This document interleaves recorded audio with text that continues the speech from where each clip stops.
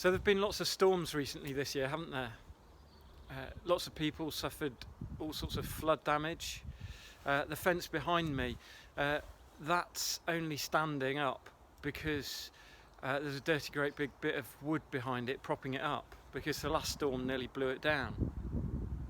And we're in a bit of a storm at the moment in our country and in our world as this virus sweeps the world. And maybe you feel like life is a bit of a storm for you. Maybe you know people who are ill.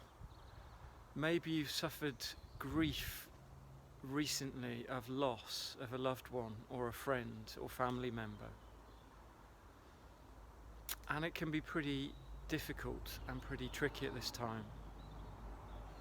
I want to go back to the book of Job this morning, and it's just an amazing book. Just to give you a bit of the picture and remind you, Job has lost everything. He's lost family, he's lost his possessions and his wealth and his money, he's lost his influence. He was a very influential guy. Lots of people looked up to him, and he's lost the respect of people and his influence and his power. And he's also lost his health. Job sits there, and for chapter after chapter, his friends are talking to him, trying to convince him that he must have done something wrong, and the only reason everything bad has happened is because Job's sinned and he's done something wrong. And Job says, no, that's not the way it works.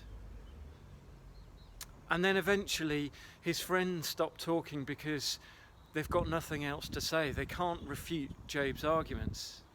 And then another guy starts talking called Elihu, who's been silent for the whole way. He's much younger than Job. And for about 4 or 5 chapters, he gives Job a really hard time. He tries to tell Job that he's wrong, that he doesn't understand God, that he doesn't understand wisdom, that actually you have to be a good person, you have to do good things, and then everything will work. Everything's been taken away from Job. He's in the middle of a storm. He's in the middle of torment, and he's asking where God is in the middle of it all. And then you get towards the end of the book of Job, and it says these wonderful and simple words. Then the Lord answered Job out of the storm. Then the Lord spake to Job out of the storm. Out of all of this suffering, out of all of this heartache and anguish, out of this grief,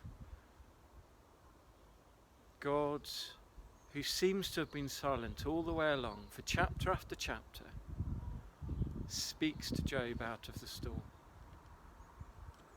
Maybe I'll do another video on what exactly it is that God says. But I wonder if you are looking for God to speak in the middle of this storm that we're all in. My prayer is that God would speak to me, God would speak to you out of this storm. That we would hear God's voice even more clearly. Why don't you think of somebody that you could pray for? Somebody that they would hear God's voice speaking to them out of the storm. Wouldn't it be wonderful if out of all of the troubles that we're going through, out of the storm that many of us are facing, we'd hear God speaking, we'd hear God's voice, that the Lord would speak out of the storm. Let's make that our prayer, and let's be listening for God's voice. Open God's word, the Bible. Let it speak to you by God's Spirit. Let God speak to you at this time. Let's listen to Him.